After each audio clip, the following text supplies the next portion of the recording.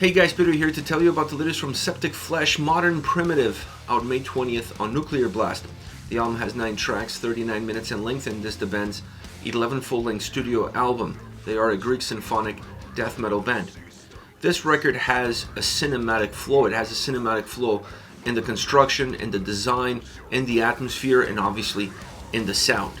When you look at the ebbs and flows that the album has from song to song and even within the songs themselves, you can see how dynamic this record is. And those ebbs and flows are perhaps better categorized as elements of a movie design. In a movie, you have character developing scenes and then you have climatic scenes.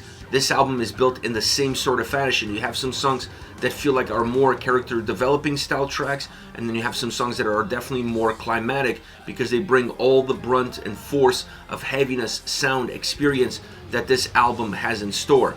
Once you start moving from start to finish, you see that the record is not just a movie score, but it's also built like a soundtrack. There is definitely a thread that weaves itself all the way from the first to the last song that brings all the quality that each and every single track has into the quality of the collective. An album that feels very strong in terms of how it's put together and what it offers as far as the big picture is concerned.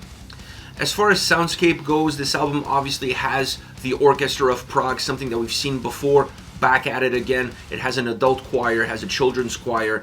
It really feels like a continuation of Codex Omega. It's not necessarily a record that breaks with the past and develops a new future, but rather enhances on all the great qualities that the previous album had.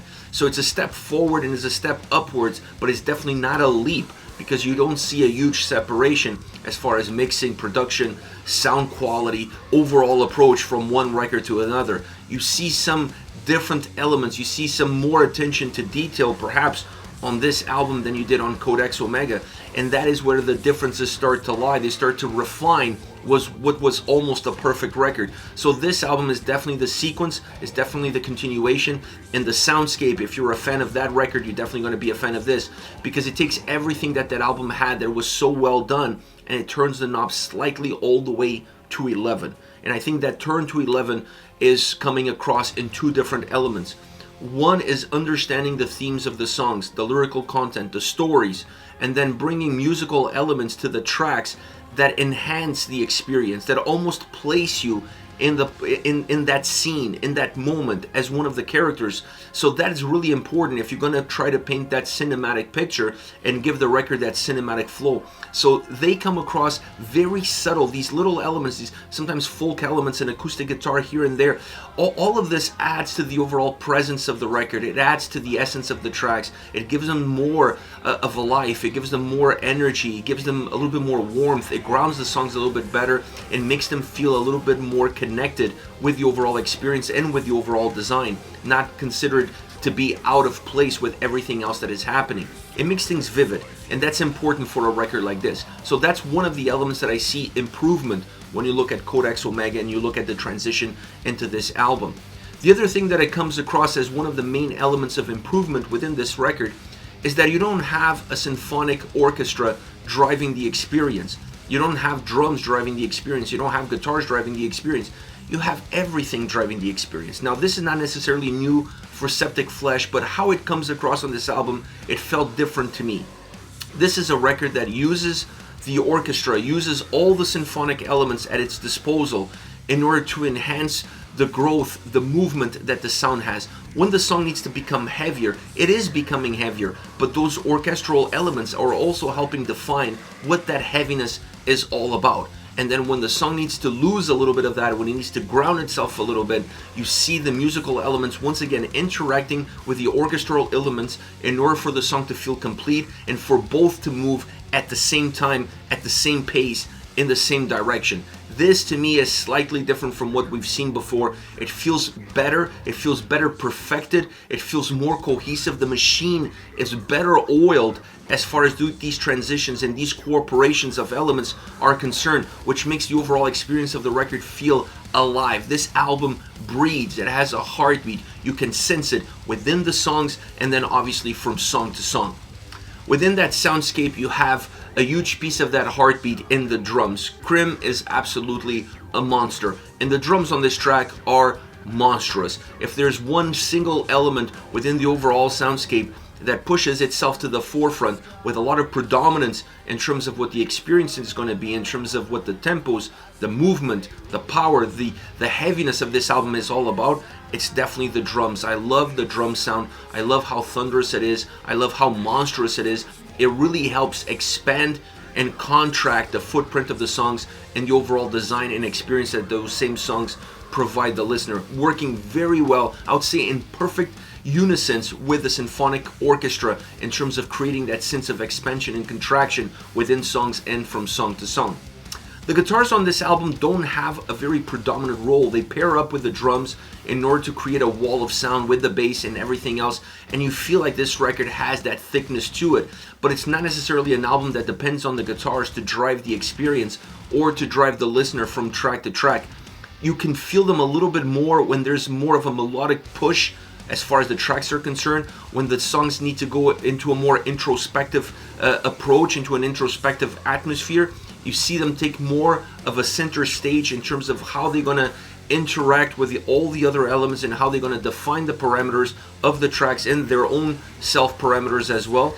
But overall, when you look at the big picture of this record, I don't think the guitars really jump out as having that moment to shine, or that moment that allows them to be the motor or the driver of the entire record. They're just one piece of the puzzle. This is an album that depends a lot more on the drums, on the symphonic orchestra, how they interact with one another, and then the composition of the sound as a whole with drums, bass, and guitars than just necessarily a guitar-driven album. It's not the case with this record. It doesn't take anything away from the power of the album or how good it sounds. It just gives you something else to gravitate to when you're going from the first all the way to the last song.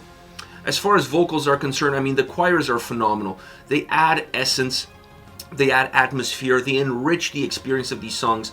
And when you talk about an album that feels not just like a movie score, but a movie soundtrack, having those choirs, real choirs, is extremely important in order to give that touch, in order to give that soul to the overall experience, in order to give that soul to how the vocal performance comes across. It helps paint a much better picture. It definitely helps define the atmosphere. But outside of the choirs, the harsh vocals and clean vocals work so well together throughout the entire record.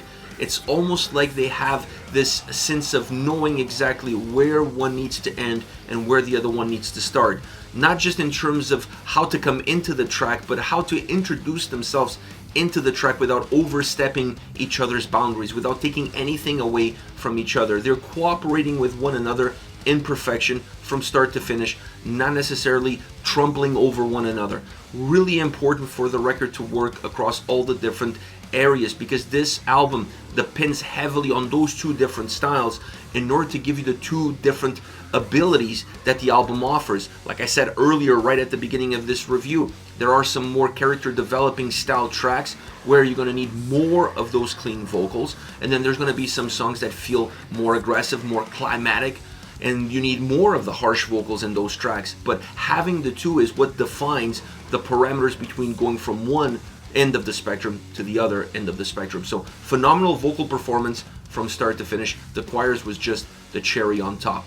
Overall, this is an album that's very difficult to break down because it really feels like it's coming in a wave, and it's a very solid wave. It's a wave that has a lot of layers. The layers are very well knitted. They're close together. They're very compact, so it's very hard to peel them and see what's underneath them. So you almost have to take the album as a whole and not necessarily as a definition of what the different parameters are creating. But the thing that I took away from this album, perhaps the most important element of this album, is really how the symphonic orchestra works with the overall soundscape and not one driving the other. They're working in parallel, they're working together in order to create that sense of movement, in order to create those ebbs and flows that make this record so dynamic. And definitely a step up and a step forward when you look at Codex Omega and you look at this one. You definitely see that they took all the things that work really well on that album and they improved on some aspects that they were lacking in order to make this record definitely the step forward for the band all around. As far as individual songs are concerned, favorite tracks, I have to start with The Collector. This is the opening track. And for me, the opening track on an album is very important because it sets the tone for the entire record, for the experience, for what's the album going to be all about. It's a little bit of a synopsis in terms of what the record has in store for the listener. That's the song that's supposed to grab your attention. That's the song that's supposed to hook you to the record. If that song doesn't do that, it's going to be very difficult for you to get into an album and stay glued to that album. This song definitely does that. It opens up with a more folky experience, something that you're going to see throughout this entire record, but it plays so well when you look at the lyrical content and when you look at the stories that are being told and where they're trying to take you with those stories. So the way this song opens up really makes you feel comfortable in that setting. It sets up the surroundings, it paints a picture. So it's a very interesting approach, because it's an approach that doesn't just sit here at the opening of this song. It starts to permeate throughout the entire existence of the record. Now, this song has impactful drums, as do every single track on this album. It really helps make this song feel big, more powerful, heavier. Very dynamic track right from the get-go, something that's also true from the entire album. This is a very dynamic, very fluid album all around. A song that allows you to feel that sense of expanding and contracting in terms of how it comes across and how it moves from the verses into the chorus. The melody and heaviness is exactly that movement of expanding and contraction. The melody feels more contracted, the heaviness feels more expanded. The vocals feel very consistent on this track from start to finish, and that allows you to feel like there is a red line all the way through from the beginning to the end of the song, and you don't lose track of the path that you're on. Next, you have Modern Primitives, one of my favorite songs on the album, a song that goes full circle. It starts off with an acoustic guitar, very melodic, very folky once again, very traditional, perhaps that's a good word to describe it, and it finishes on that same exact note. The fact that they kept that part of the overall construction is really important for me. I like to feel like there is a sense of continuity. But in this song, that acoustic intro is not just there in the intro, it's there in the outro, and there's some reminiscence of it throughout the entire song. This is all part of building a journey within the track, and then that track becoming part of a much larger journey within the full length of the album. Now, the orchestra parts of this track really elevate the quality of the song. They take you from the bottom all the way to the top, and that brings a sense of urgency to the track. It brings a sense of movement, and at times it almost feels like a cliffhanger is coming.